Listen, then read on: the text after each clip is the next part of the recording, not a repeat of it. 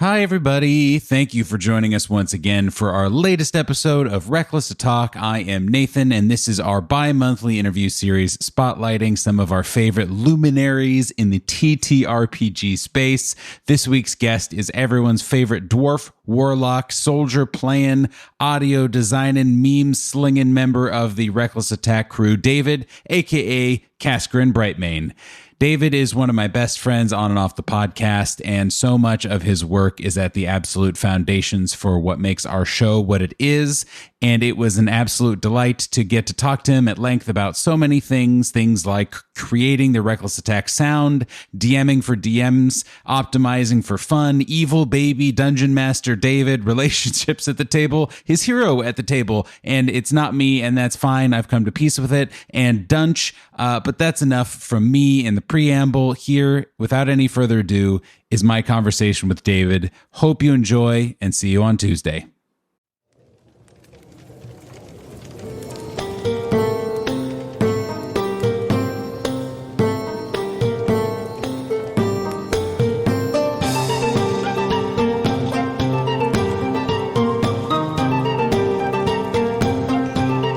Hi, David. Hi, Nathan. Thank you for coming. Welcome to Reckless to Talk, David. Thanks for having me. So excited about this, David. You are the final Reckless Attack person for me to interview, at least, and I'm really excited to have you here and talk some David and some D&D and some TTRPGs. Yeah, I have actually listened to every other interview that we've been doing, and they're all phenomenal. So I'm excited to be here. Great, and feeling no undue pressure. Oh, absolutely. I'm definitely not stressed or anxious at all about doing this interview. About the exposure of your personal being to the masses and to oh God, my personal details. No, my tragic backstory as a character. I've been really excited to talk to everyone, but I'm also really excited to talk to you, of course, because I think I really enjoy your perspective as a player and game designer and runner and just like thoughtful individual around tabletop role-playing games, and have always found, for those who haven't listened to all the other times we've talked about this, are many hours-long side conversations about D&D, about games, about characters, about finicky details of homebrews, of all that kind of stuff. And I really love your perspective balanced against mine and really love inputting that. So I'm really excited to get into some fun details. Yeah, even though we had to put a kind of pause on this project from 2019 to through 2021, we did not for a moment ever stop talking about D&D. Genuinely, no, that is absolutely true. We stopped talking about the podcast for a little bit, but that was supplanted by us finishing our last campaign and talking about that and small other details about the podcast. So no, you and me and Jonathan have a side Google Hangouts chat that is busy most of the day talking about not only D&D, there are memes. Yeah, but there's like usually D&D sprinkled in there. It happens a lot. Yeah. And when we hang out, just the three of us, and go out for coffee or something, we have a nice, lovely time catching up for 20 minutes, and then we talk about D&D, and we're all very happy about it. Yep. Like there's no judgment or like, I've never gotten that feeling, where like, oh, I don't know how to talk to David if I'm not playing D&D or talking about D&D. And I've never really had that worry with anyone here, even though we do just talk about D&D. Yeah. But it's not because we don't know what else to talk about. It's because we like talking about it generally and with each other. Right. Yeah, exactly. So, do you remember, and it's interesting, and I know you've heard Jonathan's interview because it's already gone out. Do you remember your kind of initial introduction to D&D, to tabletop role-playing games? And that can, of course, either be like societally, like the public consciousness has invaded you and you're vaguely aware of a thing called Dungeons and Dragons, or your first kind of real exposure as a player, as a consumer of that kind of content. I think my first exposure to it was actually when I was very young. I want to say in like fourth grade. And like my brother, we went to the library a lot, you know, and so I saw a lot of Dungeons and Dragons source books there. And I was like, that's cool. Those are some nice pictures. Yes. Let's take a look. And so that sort of just supplanted the idea of like what Dungeons and Dragons was in my head, but I didn't do anything more with it at just like D&D rules wise, mechanics wise, and everything else. But I do have a memory from like after seeing what Dungeons and Dragons was, I would like sit down with my brother like after school and we would chat about like creating these worlds and like these kind of video game kind of characters. And thinking back, that was actually kind of the beginnings of how I got interested in fantasy. Was just like I could actually, as like a small David fourth grader, build these worlds and have like people and characters in them. And I thought that was like super cool. Yeah.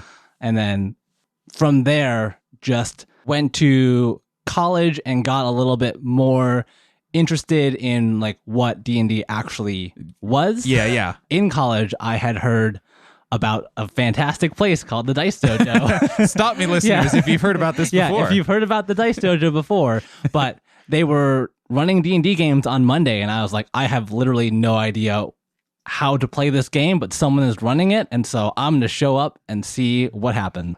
From there, I went from playing it to running a home game. And did you run it at the Dice Dojo? I did, yeah. That was Really? actually one of my favorite things to do, was to run games Interesting. at the Dice Dojo. I didn't know that. And so you and Jonathan, did you both go in your kind of dipping a toe in, or was this a David adventure that then Jonathan got roped into, or how kind of together were you guys in this venture? I think I actually roped him into it, and we ended up going at the same time. And we kind of did the transition from player to GM about at the same time. and would end up, because they would run a certain number of tables every week. And so we would end up taking over like half of the tables there would be 5 available. tables, like, and half of them would be Zang tables. Yeah, if you're playing Dungeons and Dragons, likely you're playing with us. The Zang takeover of you D&D. get the Zang experience of D&D. And so were you guys at that point? I can't remember for Jonathan's interview. I recently re-listened and it's all gone from my brain. What edition were you guys playing at that point? Yeah, so we were playing Pathfinder 1E, because I have to specify now. It was the first edition. And we got in pretty early. There were only a handful of splat books, but we played long enough to see just all of the content that was released. And so it'd be like every couple months, like, what's this new feat? What's this new magic item? And so that kind of actual like continual growth, I think, kept us in Pathfinder for a long time. Because if I remember right, when we got together to play, had you played any 5e at that point? I can't remember. No. I didn't think so. Yeah, so when we started playing, 5e had just kind of hopped onto the scene, and all of the games at the Dice Dojo were slowly being taken over by 5e. And I was like, I don't know what that is. It wasn't until we actually started our home game, though, that I got my first taste of D&D 5e. Yeah. So back to the Dice Dojo experience. So you started running games. What? There's so many sub questions. But first of all, you show up. It's something that you'd already been kind of interested in. Like, okay, cool fantasy, make believe, monster killing, heroic adventures. And then obviously you guys got sucked in, I would hope, because now you've been playing for over a decade. I was gonna say a decade or whatever now. Do you remember, and I asked Sophie this, and I think I've asked everyone this, but do you remember, was there a particular either feeling or particular moment where that switch kind of got flipped for you? What I mean is, when a new player's playing, there's kind of that moment where they're like, oh, wait, I can do anything. Or wait, ooh, I get to combine all of these cool class abilities to do this. And ooh, that's really exciting. Was there anything that like got its hooks into you early that made you being from a enthusiastic, curious person to someone who's like, oh, I'm playing this for the next decade? That's a great question, actually.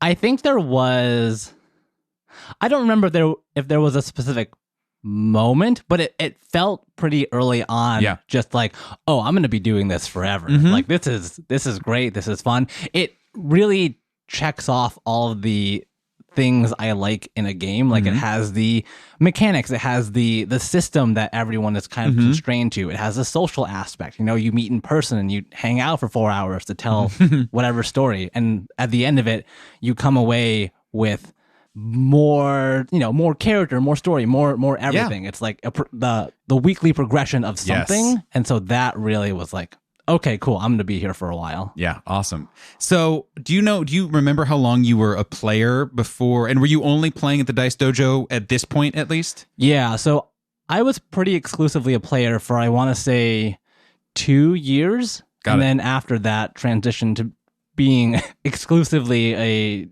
a game master there. What called you guys to, from being a player to be a GM? I want to say maybe 20% of it was, a lot of people don't usually GM, and so there was always a lack. And so that was just somewhere I felt that I could step up.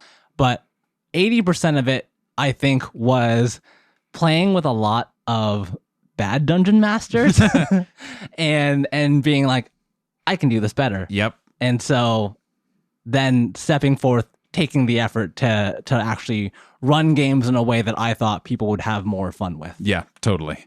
So were these all at this point, were they all, was it an organized play? What's it called? Pathfinder Society. Were they all PFS? Yeah, so these were all Pathfinder Society games. So we'd have usually like 5 to 7 tables every week of Pathfinder Society, people running different levels, different modules, whatever basically players signed up for. I don't remember the exact structure of it. Is it a seasonal thing for PFS, or is it just like bring a PFS module and like that's what you're playing?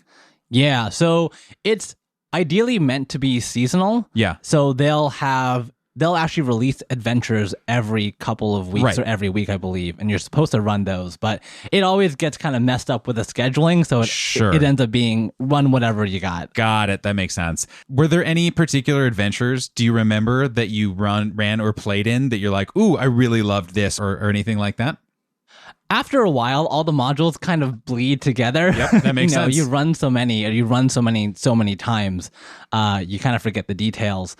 But the one adventure, I believe, was called Eyes of the Ten, and it was kind of the capstone adventure for PFS. It was the adventure you play when you hit 12th level, and this is it before you retire. So it always ends up, you only run it maybe once or twice a year. It's a big event. You get like the other players around that have also hit 12th level, and you end up running like a 6-week long mini campaign just for these players. And so that, I think, was probably like the culmination of my time at the Pathfinder Society. Yeah, and probably the adventure that's stuck out most to me. Do you remember much about it? Not to spoil anything if anyone's playing PFS or looking for modules, but what made it so memorable, I guess, is kind of the better question. Yeah. I think it's just the scale of what's available in a society campaign, because, from levels 1 to like 10, they're generally pretty tame. In Eyes of the Ten, you pull out all the stops. Like you start with a guild hall or a manor, and then all of a sudden 2 giant purple worms that you've never seen show up, and you're like, deal with that, like suckers. Level. Like, right? Yeah. Like, you guys are powerful. You should be able to deal with this. Here you go. That's cool. So just like the scope of it, like the epicness, the like bookending of it. Yeah, cool. How long were you DMing there before you moved to home games, and did you do them mutually, or did you, kind of like switch over to be a home game player? So I was probably DMing exclusively there for like 3 years. And then towards the tail end of that, starting playing in more home games, playing with Sophie and my brother. And there was a bit of mutual overlap, but there was a point where like, I don't know, I kind of like playing home games better. So I'm just going to do that. Sorry, guys. Were you, and that was when you moved to the game that Jonathan DM'd? Am I remembering that right?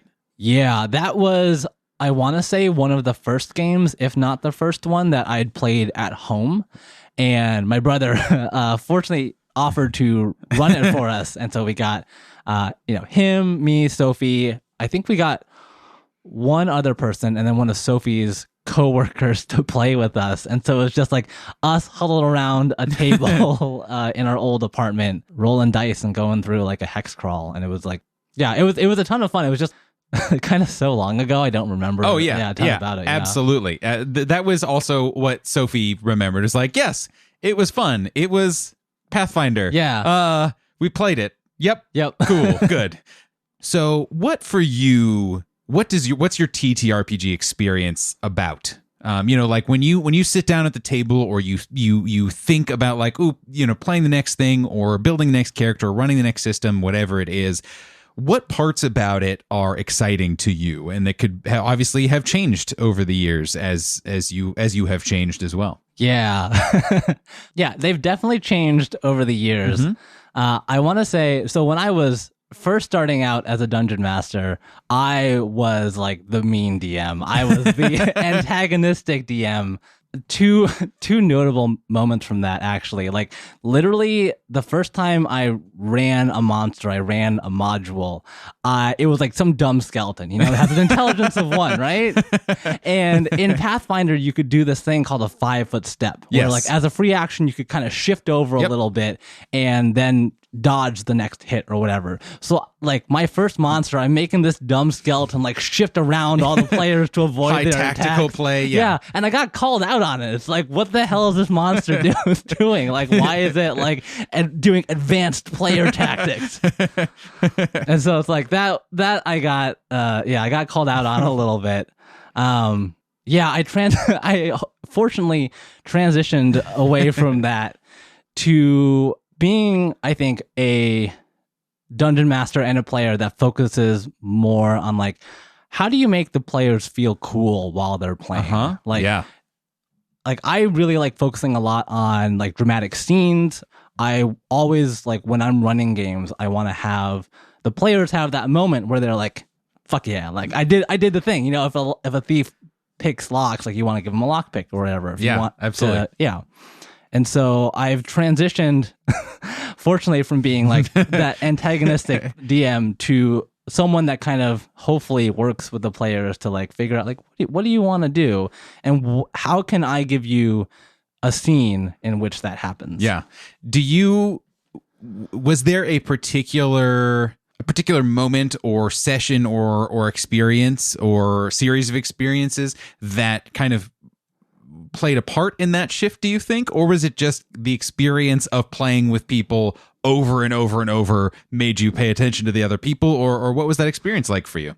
I want to say that there were kind of 3 distinct moments, all of which happened in Pathfinder Society during those couple of years. One was the first time I ever killed another player while running a game for them. It was like a 5th level module. You go down this pyramid into this crypt where there's like a fire mummy that's being, stored there. And he obviously, like a good trope, comes back to life. Yeah. So he ends up casting all these fire spells and the players are like dodging them and trying to fight down this mummy. And as a last resort, he has like 1 level 3 spell left. So of course it's Fireball. And the players are ganging up on him, and I make the decision to have the mummy cast it on himself. Yep. So he basically like blows himself up saying like, I am, I embody the Fire Lord, witness me. Yep. And ends up killing one of the players in that. And it was like, okay, that was neat. And I felt good for like a second, like when you run a game, like it's like, absolutely. Okay, I killed a player. And like, it was in character. It was an in-character, villainous, evil, strategic, high-level move. Absolutely, you would feel good about that for a bit. Yeah, for like a minute, and then you see like the player, and he's like, I don't have enough gold to resurrect my character. I guess he's just dead. And like that feeling was like, oh, oops. Yeah, like. We were having fun. Now we're not. Yeah. Now we're not having fun. Yeah. And then kind of to that same moment, I, obviously love building characters. Like I love optimizing for whatever. And that really started in Pathfinder Society. Of course. So the character that I built actually for the Eyes of the Ten adventure was like with everyone else at the table, stupidly powerful. Yeah. And the thing about Eyes of the Ten is it's like one scaled for a number of players, and it's scaled for like an older power level before all these splat books came in, before all the before all the power creep. And so, you know, I kind of like ruined that adventure for myself a little bit because, you know, you build up to this for months, if not years. Yeah.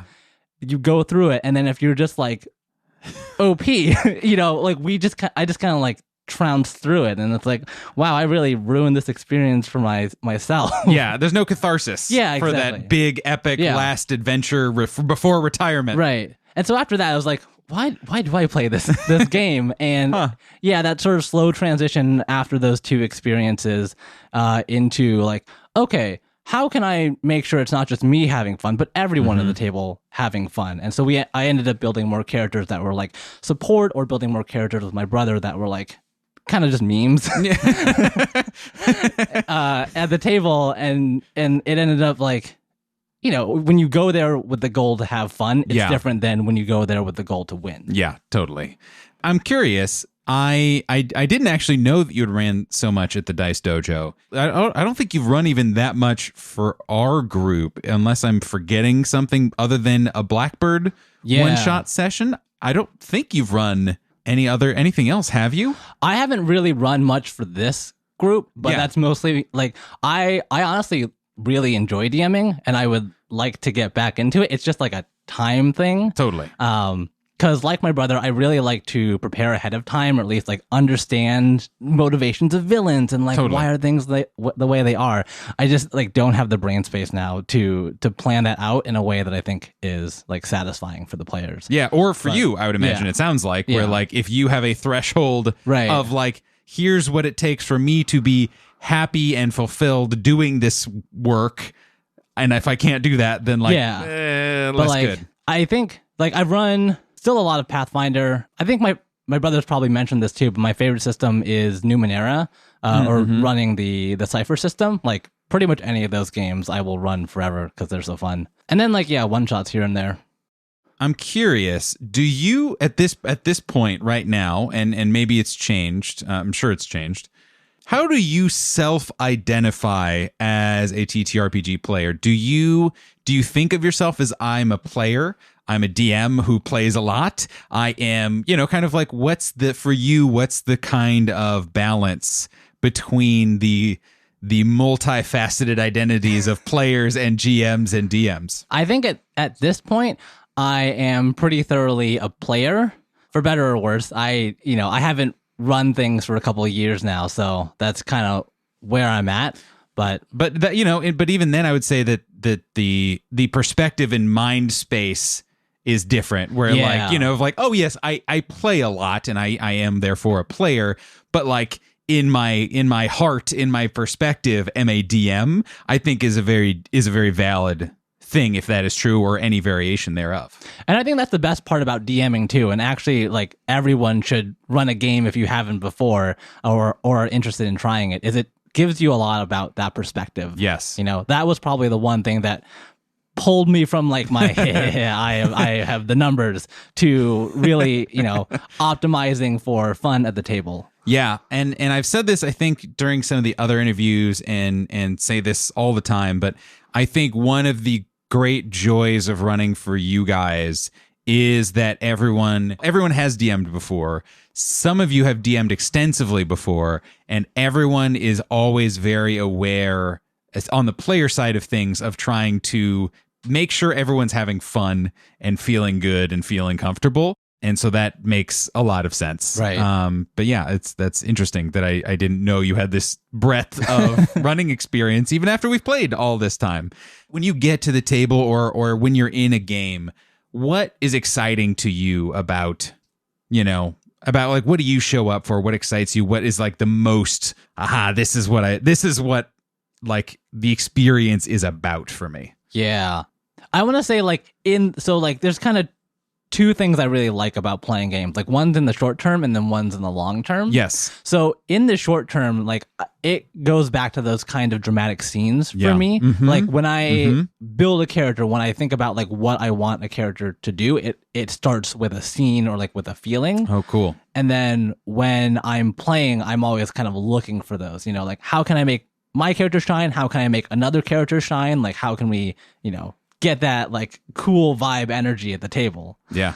But then in the long term, like with the last campaign that you ran, Nathan, like the thing that I think brought me the most joy was seeing how the characters developed over time. Totally. And it's obviously specific. You have to have like a good table. You have to have like a long running campaign, but just seeing like the characters that everyone brings to the table morph over time and learn more about themselves is really satisfying to me. Yeah, definitely. And that was something I really wanted to talk to you about, was the process of building characters and playing characters.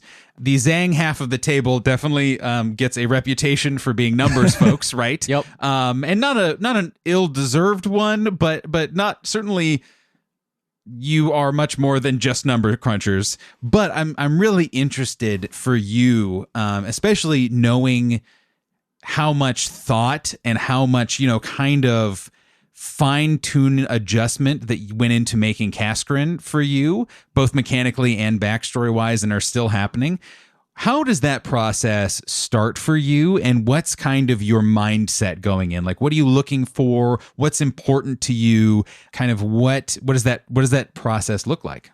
So when this mostly applies to Kascorin, because for my last character, I definitely did not do this at all. For Kascorin, like I said, it really starts with like a feeling that I want to have at the table. Yeah. And so I'd actually just got done playing a monk homebrew class before Kascorin, and I really like that sort of physicality of like, I'm gonna punch things, I'm gonna hold doors and use them as shields, I'm gonna like climb stuff. And so that was the energy I wanted to bring to Kascorin. And then it became like, okay, I really want to like have that feeling of hitting something really hard and like, with a heavy weight. And so it's like, okay, hammer, and like having him be kind of like a shield, like a rock. And so he ended up just being a literal rock. Yeah. With a hammer that runs in and like, punches things, has that very like physical interaction with the world instead of like magic or whatever. And then from there, I will find mechanics in class and all of that stuff. But one thing that I really like doing actually is finding homebrew.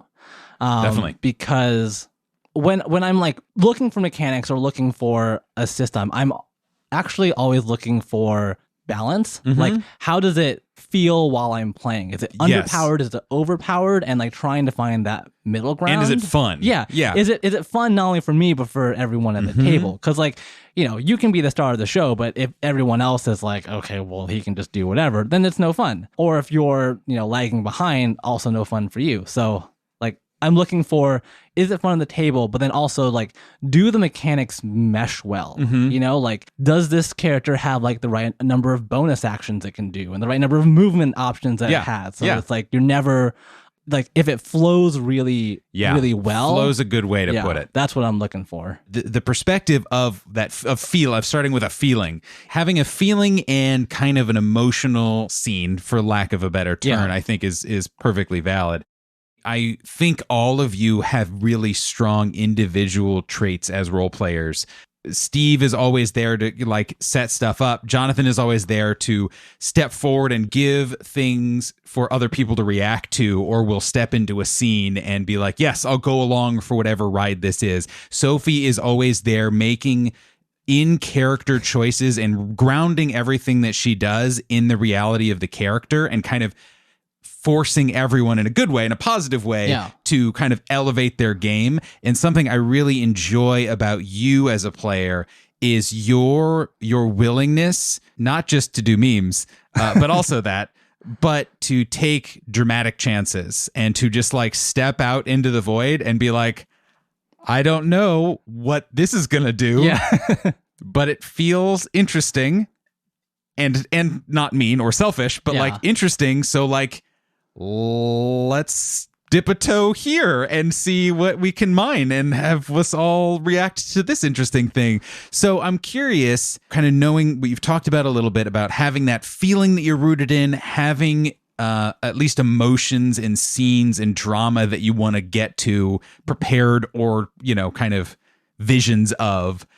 When you sit down at the table or in the midst of role playing or whatever, what's your kind of mindset, or what are you looking for? What are you kind of striving for? Or what kind of things are you looking for openings to be like, okay, cool. I see this is, there's an opportunity for this. Let's leap at it. So I think what I'm usually looking for, and I think you pointed it out perfectly, is I'm looking for ways to kind of get other characters out of their comfort zone in that desire to like see how characters grow. I like presenting them with situations that maybe they didn't think of. Like in our podcast early on, Kascorin's the one who alerts the Grung army to where everyone is and kind of pulls the whole force. And so seeing like, how do people react to that? How do I react to that?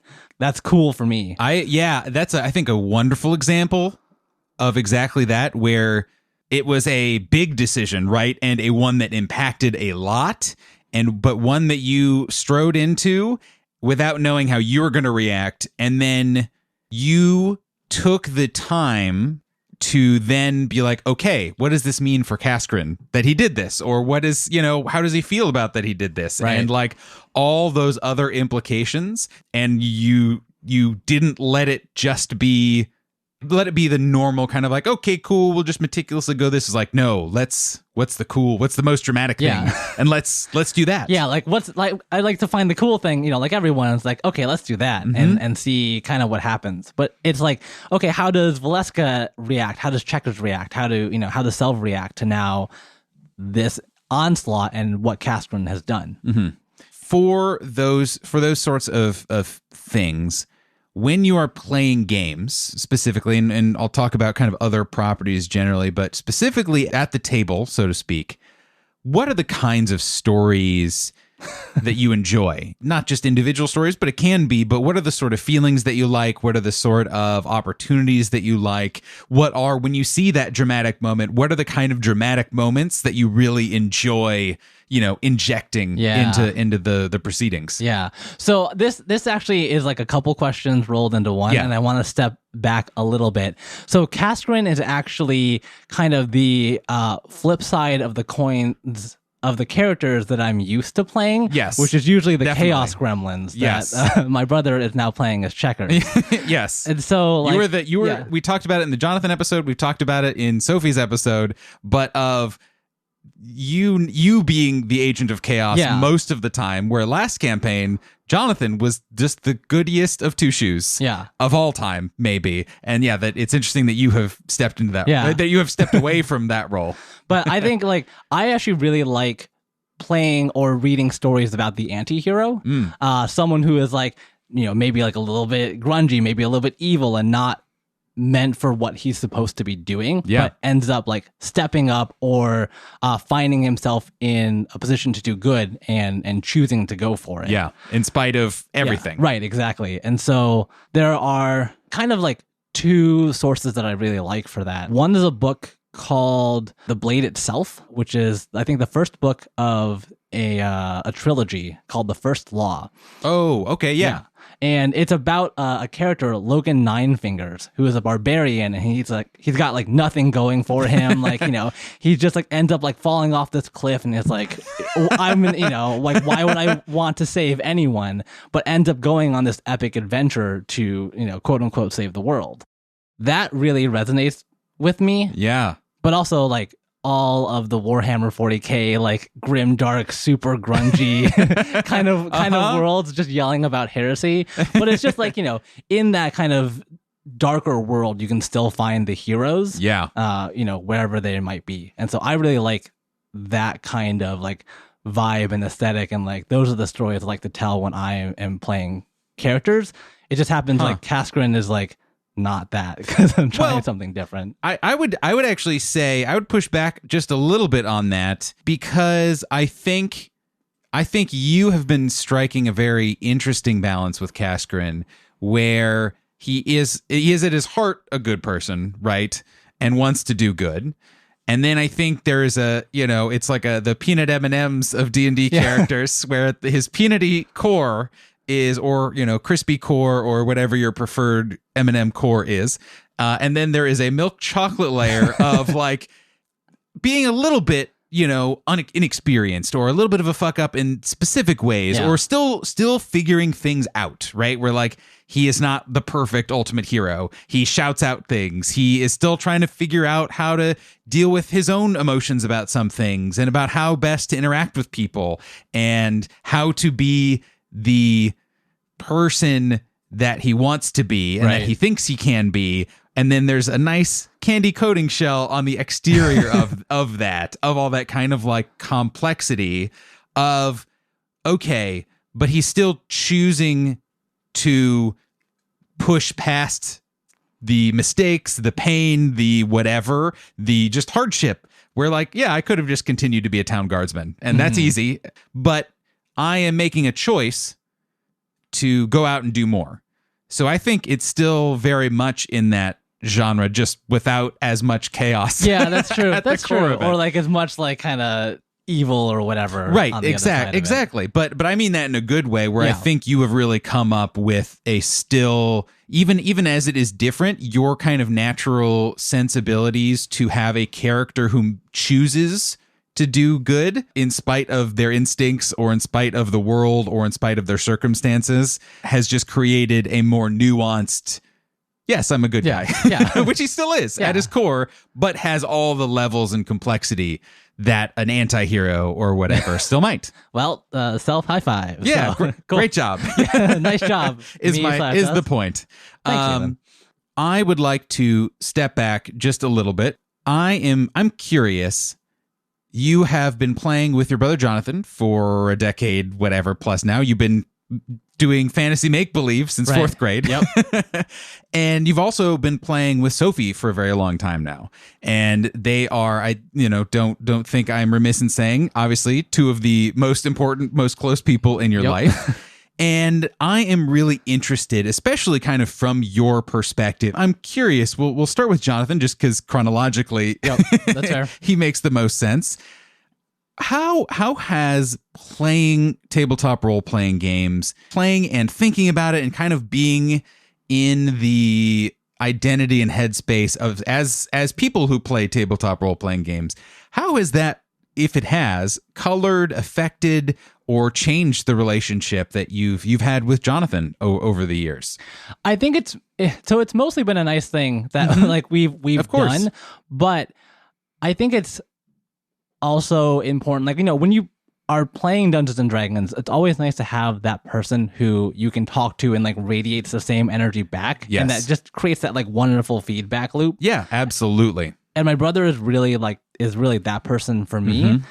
I think it's cool as like a way for me to learn more about him, actually. Like, what interests him, like what characters does he like to make, what things does he like to play, and like that helps me. I don't know, just like, it's weird because we're brothers, obviously, but we just like learn more about him. No, definitely. Yeah.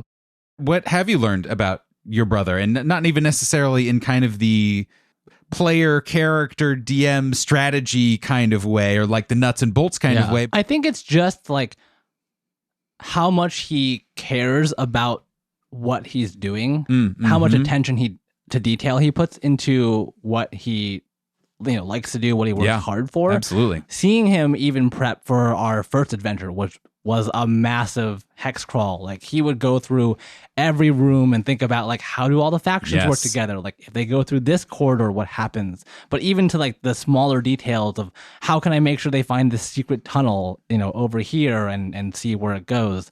And that to me, I think, was something that I didn't know that was really interesting to learn, of just like how much effort he puts into the things he cares about. Yeah. And I have a similar question about Sophie as well, but first a small detour on that particular route. I heard from Sophie both in the interview and just kind of generally, but I'd love to hear your perspective as the person who was reaching out to Sophie to get her into the hobby.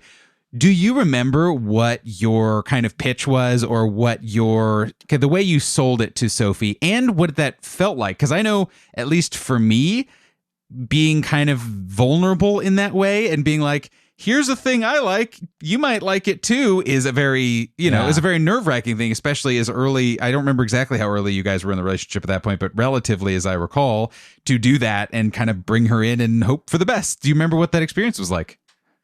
I actually don't remember what that experience was. I mean, it's been a long time. Yeah. You guys have gotten married since. So, right. But I actually do remember feeling that way when I pitched doing this podcast with her. And like basically all that happened was I said, "Hey, Nathan is wanting to do a podcast. I would like to do it. Would you also like to do it with me?" And it just immediately said yes, which blew me away, because like, not necessarily doing this podcast has been something I've wanted to do, but doing a podcast, any podcast, or any creative endeavor has been something I've wanted to do. And so bringing that kind of like energy into, hey, here's something I really want to work on to my wife, and then having her immediately say like, yes, let's do it. Yeah, the affirming, like, not only do I support you in doing it, but also I want to be involved. Like enthusiastically involved. Yeah. So that was very nice. Yes. For you, what's it like playing at a table with your wife regularly, and with your long-term partner, and with someone who you live with, have a beautiful dog son with, all that kind of stuff? What's that been like over the years? Just kind of first and foremost. Yeah, I think it is like, one, just a cool shared hobby. Like, we have like Dungeons and Dragons things all over our house, and that's just neat. Yes. But I think in the same way, it really helps me know that like, hey, I found my person. Yes. Like how creative she is, how much attention to detail she has, how much she likes being silly and goofy with me in game or out of game is very affirming. Yes, and so definitely. So playing with her, it, in that same way, kind of just has that same back and forth energy of like, hey, you like this, I like this, and it's a good time for both of us. Yeah, almost an extension of what works about the relationship in a lot of ways. Right. Like, oh, cool. We're just, again, shared hobbies. The enthusiasm is still there, just in a different group setting. Right. So have you, much in the same way of Jonathan, has there been anything that you have learned about Sophie in the same way that you've kind of, or, learned not necessarily in an unveiling way, but in a kind of been able to appreciate way, also totally valid, of being able to play with Sophie and kind of watch her in this very different than normal life setting? Yeah.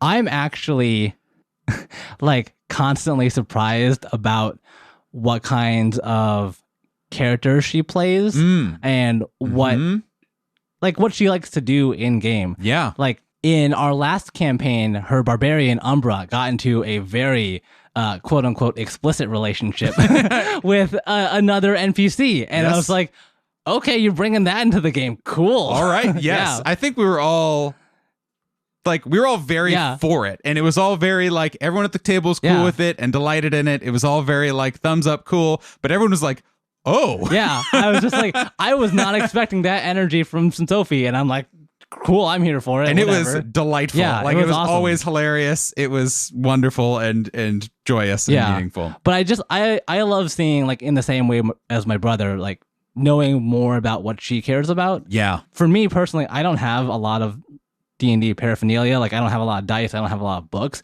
But she loves the books. Yeah, she loves the dice. And so it's like, that's cool for me to just learn that she likes collecting stuff. Yeah, and of just witnessing joy in your partner, I would imagine, is just always a plus. Yeah. Like, I remember when we went to our first Gen Con and we basically just ran over to all the different dice booths and saw, like, all the cool stuff, like all the ones that are made from meteorites and everything. And I'm like... the few times you guys have gone to big conventions, it has always been hilarious to have Sophie come back and report on all of the things that she saw and either bought or wanted to buy. Yeah, exactly.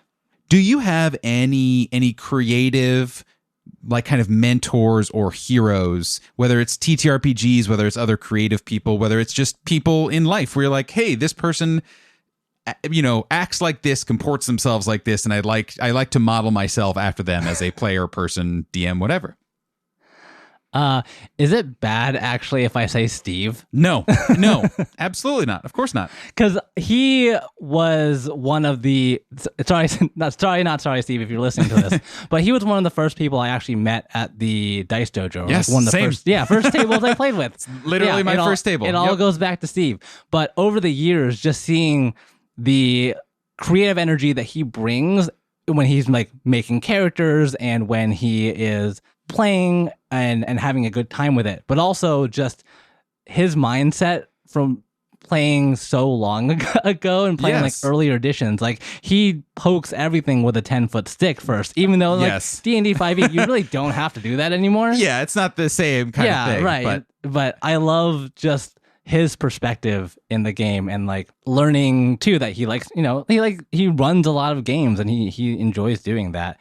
And so like Steve is actually kind of my hero. Yeah. Because, I love the energy he brings to the table. I love like what he's doing for his friends and his community and running games. And that's just super cool for me. No, I think I'm just gonna like gush about everyone wonderful. at the table. Basically, good. That's what I'm saying. That is the ideal experience. Is just secretly telling everyone your big strong emotions, right? On recording, and you guys can hear about this later. So right, exactly, and they won't know until it's too late. No one else. Only you and I can hear this audio, David. This is gonna sound like a very stupid transition, but a very stupid transition that also weirdly works. I was curious to get a little bit into the technical side of things with you. You are one of the editors. We're talking about sound and editing and who gets to hear episodes. Audio quality. But you're one of the editors, obviously, of our podcast, and probably the one most responsible for honing in on the sound and the fiddly bits and fine-tuning a lot of stuff. Obviously, Jonathan did a lot of stuff too and does a lot of stuff still actively, but I know how much just like single-minded, passionate focus you put into making sure our shit sounds good. And so I was curious, what part of that, if any, is so interesting to you? And if you could just kind of talk a little bit about kind of the journey of you kind of dipping a toe in and kind of becoming now someone who has opinions and thoughts and kind of a little bit of expertise on this to the point where like, hey, we get complimented a lot on how good we sound. And a lot of that is your doing. As Steve likes to say, how much time do we have left? Yeah, plenty, always. So I think as to the reason why I do what I do is I think when I wanted to do a podcast, I wanted it to sound good. And that's like a pretty simple reason. Like I just wanted to sound good. Yes. That was all. I think when you and Jonathan and I were having earliest discussions, that was like on the table one, immediately. Like we have to have good audio quality. Yes.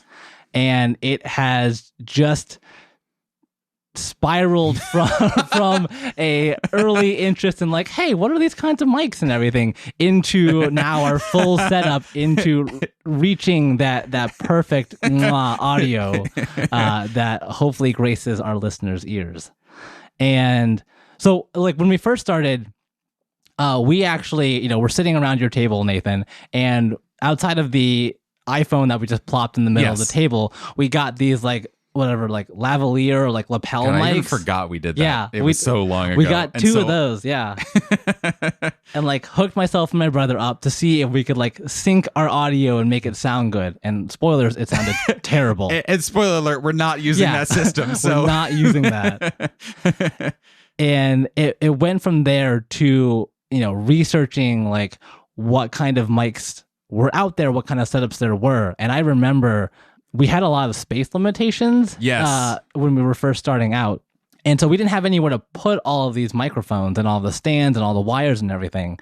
So I went over to a friend's house who, he owns his house. He's got like some spare wood and power tools and everything. As you do as a homeowner. And I just coerced him to be like, hey, let me use some of this wood. And I like hacksawed this like dumb like wooden platform that we could it was art that I could just like screw all of our mic stands into, and it ended up just making like this giant spider thing. It was beautiful. I've posted pictures on social media. You can find it somewhere on our profile. Yeah. But I remember just like the sheer, like you said, single-mindedness of like, I'm just going to get this done.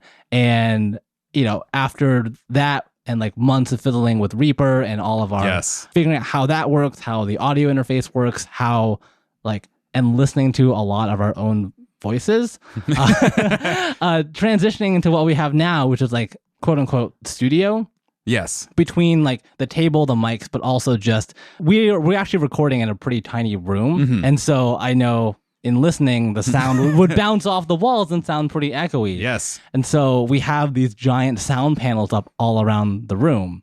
And I went to for a month to all these different thrift stores, and I bought this specific acoustic foam that would absorb specific frequencies of sound. And I spent a month and a half building these huge sound panels to try and, optimize for audio quality as best I could. And it's just it's kind of just a cool passion of mine. Yeah, I think. yeah, absolutely. And I love talking about this stuff. I love helping other people for if they need help with it, I guess. I'm still learning. I don't know a lot. Right. None of us are professionals at literally any of the things that we're doing, I don't think. But it's it's been kind of cool and just searching for what I think is a good sound. Yeah. And trying to build that out. Yeah. It's been really, really cool to watch you enter that space and have really informed, refined opinions about it in a good way of I know what sounds good to me. I know what we think we should be doing, and I'll futz with it and make it sound good. To your earlier question, I consider myself kind of like a player producer at this point. Yes. Yeah. I actually really like all of the technical aspects of putting a podcast together and all the actual play stuff. I don't know why, it's really exciting and interesting to me. So I love doing it. Absolutely. Again, I love doing the weird hard work of social media. Yeah. And it's I don't know, it's neat. It's fun. It fills my soul. And so I keep exactly. doing it. But this is all a long-winded way of getting to me being able to say that everyone has put in a ton of work in this and continues to put in a ton of work and emotion and effort into this podcast. But this is my nice, lovely opportunity to tell all the listeners that without the amount of work that you have put in and continue to put in, we just wouldn't have a podcast. Kind of first of all, and it definitely would not be nearly as good and polished as it is, and that everyone needs to know that, and everyone should hope and find the Davids in their life to make all of their dreams come true and do all the incredible work that you have done. So thank you, and everyone should give you credit for it. When you're playing tabletop role-playing games, do you have any particular memories or moments that made you emotional at the tabletop, basically, of playing a game, running a game? For good, for bad, for heartbreak, for joy, whatever. I think it was actually at the end of our last campaign that you ran. Mm-hmm. I was playing a pretty dumb character called the Baron. I admit it was a dumb character. He was a beautiful soul. We all hated it. We all hated how much we loved and hated him. He for those you've probably seen that picture of Slap Happy the clown or whatever that comes in as a joke character, and then 40 sessions in he's it's literally my favorite D&D meme of all time. The Baron was just that. Yes. And he had at the end of the campaign, he had a book of knowledge that he wanted to get, arcane dark knowledge. It was literally the book of vile darkness for the D&D folks out there. That's just what it was. Yeah. And the Baron was the character who was I'm going to do whatever I want for knowledge, so I'm going to get that book. Yeah. And my brother was playing Oliver, the do-gooder. The do-gooderiest do-gooder. Yeah. It was I'm going to destroy that book. And there was a moment at the end where Oliver gets the book from his stepfather, after killing him, basically. Yes. And part of the deal between the Baron and Oliver was Oliver would let the Baron have the book after he got it, in exchange for letting Oliver meet his stepfather and have that final battle, while the Baron just sat trapped in a giant force cube. Yes. And long story, yada yada, things, high level spells, right. etc. And Oliver said, "No, I'm gonna keep this book." And that moment was like the epitome of like what I look for in a D&D game, where like both of us are out of our comfort zones. Like we're obviously, cool as people, but now we're exploring like how do our characters interact, where Oliver has now broken his oath to the Baron, which is something that Oliver would never do. No. And the Baron is like, well, I respect you as a friend, but you are now stealing everything that I hold dear. Yes. Like, how does that work? While we can still like remain friends and partners. And so that ended up being like pretty emotional to work through, along with just, like an hour-long scene at the end when Oliver and the Baron are talking around a campfire. That was the coolest shit I've ever been a part of. Right. And like the book is somewhere else, and we're like still like we're navigating how do these two characters interact with what's just happened. It was such a messy, confusing, emotional ending. And for the last like 40 minutes of it, I didn't say a word. And you guys just sat around as people who at your cores didn't agree with each other a lot. Very different people. Like, not like the Golden Tree, where the Golden Tree is like, oh no, but like, I respect you and I like you. You're cool. I want you to succeed. That adventuring group was like, we're weird, strange bedfellows. And like, I think I might not like you, but like, I respect you. But do I? But you guys had this wonderful closing scene of just you navigating, like you said, all the strangeness in character for like 40 minutes, just talking about what it all meant, basically. That was just like the culmination of years of like, we're all kind of weird and don't belong here. And then just finally exploring like the end of our journey together, basically. Yeah. And knowing that you had made comrades for life, but not necessarily, friends for life, but like it was complicated where you had been through all this together, but we're the next day probably going to be going different places, right? And that you were going different directions, having different goals, and that this was the end of your time together. It was fascinating. And so cool. So that was very emotional for me and very cool.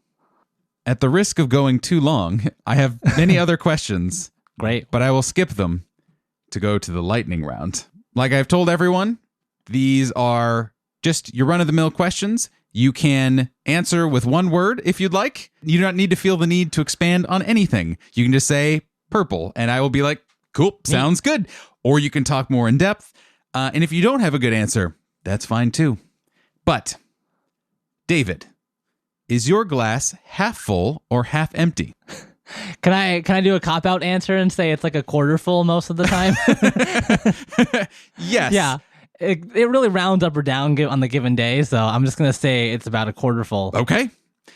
What excites you creatively, spiritually, or emotionally? I think it goes back to when I'm like homebrewing stuff or thinking about that. It's like finding that zen of like when you make something that just like, ooh, it just fits together really nicely and it's like super fun to play or like flows really well. That's what I really like and look for. What does not excite you creatively, spiritually, or emotionally? I think it's like people that look down on others for no reason. It's like, if you know more than someone else, like come at it at a place of like, I'm going to teach you something, and not as like, wow, I know this information and I'm holding it from you. Like I used to do like board game design, and there'd be like people on the internet who are kind of like that. And I'm like, man, that's not cool. Yep. Totally get that. We still really should redo that custom drag racer game at some point. Yeah. That was a great time. What is your favorite sound? I don't know if that came across, but I heard it. Yeah. I like beatboxing and the sounds that like people can make with their mouths. Like, I think that's just cool. Absolutely. What sound do you hate? Sophie knows this, but there's like a specific sound of like chalk against a chalkboard. Like I cannot stand just like regular chalk on a chalkboard. It's not good for me. What's your favorite word? Brilliant. Ooh. What is your least favorite word? I think it's, you know how there's brunch? It's the combination of lunch and dinner, because you either have linner or dunch, and both of them are bad. So that is my least favorite combo of words. I am trying to be neutral in these and letting you answer freely, but I'm giving you a meaningful look in agreement. Dunch is terrible. What tabletop role-playing game or D&D monster have you not faced or run that you would love to? You know, surprisingly, I've never run a gelatinous cube. Ooh, really? Yeah, I have been around them a lot. I have thrown many gelatinous cubes at you, in fact. I've been adjacent to a lot of gelatinous cubes, but I never run one. And I think it would be really cool to design an encounter around it. Yes. Just like, how can I shuffle the players into this non-moving cube? Yep. 100%. What is your favorite adventure of all time? It doesn't necessarily have to be a tabletop role-playing game. It doesn't have to be one that you experienced directly. It could be an adventure novel that really struck you. It could be a small mini arc that you watched on a stream. It can be whatever, something you designed and have never run. What is your favorite? Can I actually have two answers for this one? Of course. One of them is called Lamentations of the Flame Princess. Ah, yes. Yeah, and it's like a old school 1E kind of adventure. But I read one that took place in a mountain, and you have to like climb up this snowy mountain and enter the shack and hang out there for a while, and then take a winding path through it. But through all of the adventure, there's all of these traps that are kind of like that. I don't know if you've ever seen that, like Kaizo Mario or like I Want to Be the Guy type games, but there's just something that just like you touch something wrong and it kills you. Yes. Okay. Got it. Yeah. It's just like the whole adventure is just like a jerk to you for no reason. It's like in the shack, like there's a clock. I don't know if I'm spoiling anything, but there's like a clock, but it just looks regular. But until you turn the hands back and forth, you don't realize it alters time. Like it takes you back and forth through time for no reason.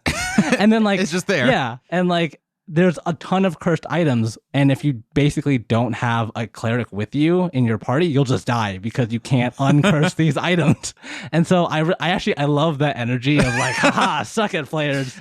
Your wife beautifully described you as a player and DM as someone who cares a lot, is certainly there for the fun of others, but is also there for the memes. Oh yeah. And 100%. I think that is a prime example of like, well, I'm here for the memes and the aesthetics of memes. Yeah. And that's what this adventure is. Yeah.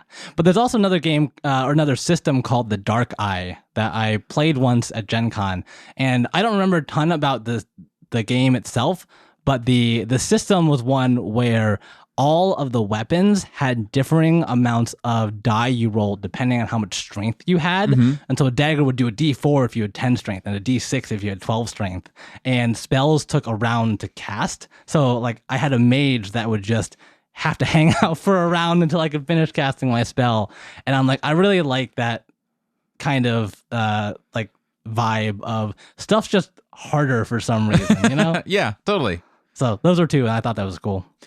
What is your favorite tabletop role-playing game character of all time? And again, can be your character, can be one you played with, can be one you watched, whatever.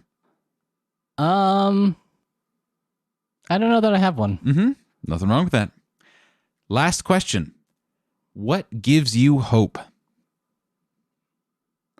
I think in that same vein of like, hey, the world's dark, but there's people still trying to do good. Yeah. It's that there are still people that like actively try every day to make the world a better place, even in this kind of weird situation that we're living in.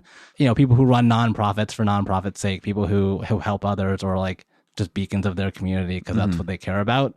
And it's like, hey, we can all still be like good people and nice to each other because they're still doing it. And so like, yeah, that gives me a lot of hope that like we're gonna make it through this, guys. We can do it. This being existence. Yeah, right. Yeah. David, thank you so much for joining me on this wonderful episode of Reckless to Talk. It was truly a delight. Thank you, Nathan. It was wonderful as expected. Again, thank you. Hope you all enjoyed listening at home. Bye. Bye, everyone.